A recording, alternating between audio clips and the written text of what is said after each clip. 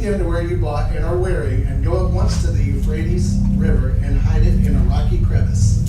So I went and hid it by the Euphrates, as the Lord commanded me. And then in verse 6 it says, a long time later. I don't know how much a long time is, but any amount of time is too long. Go at once to the Euphrates and get that underwear I commanded you to hide there. So I went and I dug up the underwear that got it from that place where it had hidden it, but it was ruined, of no use at all. And the word of the Lord came to me. This is what the Lord says, just like this, I will ruin the great pride of both Judah and Jerusalem. These evil people who refuse to listen to me, who follow the stubbornness of their own hearts, and who have followed other gods to serve and worship, they will be like this underwear of no use at all.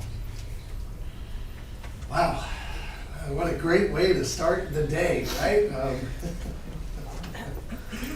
Jeremiah is, it's got a lot of these, because during the time that he was a prophet there, they were just in the tail end of this thing. It was ending. So we see a lot of this through this book. But we also see some good ones. But I want to jump over to chapter 19 now, where he talks about this clay jar. If you want to follow along, it's 19 verse 1. This is what the Lord says. I'm going to skip a little bit here because this one's kind of long. Go and buy a potter's clay jar and take some of the people with you and go to this gate out in the city and proclaim this.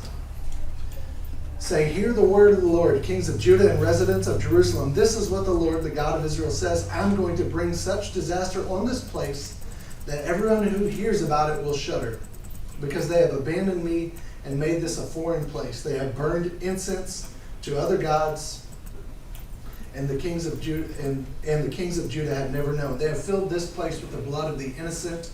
They have built high places to Baal on which to burn their children in the fire as burnt offerings to Baal, something I have never commanded or mentioned. I have never entertained the thought even.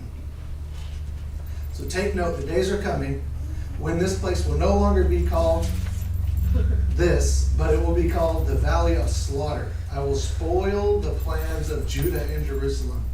I will make them fall by the sword before their enemies, by the hand of those that want to take. I will provide their corpses as food for the birds of the sky and for the wild animals of the land. I will make the city desolate, an object of scorn. Everyone who passes by it will be horrified and scoff because of its wounds. I will make them eat the flesh of their sons and daughters, and they will eat each other's flesh in the siege and distress that their enemies, those who want to take their life, inflict on them. And God said, then you are to shatter the jar in the presence of the people traveling with you, and you're to proclaim to them, this is what the Lord of hosts says, I will shatter these people in this city like one who shatters a potter's jar that can never again be mended. And it goes on, but that's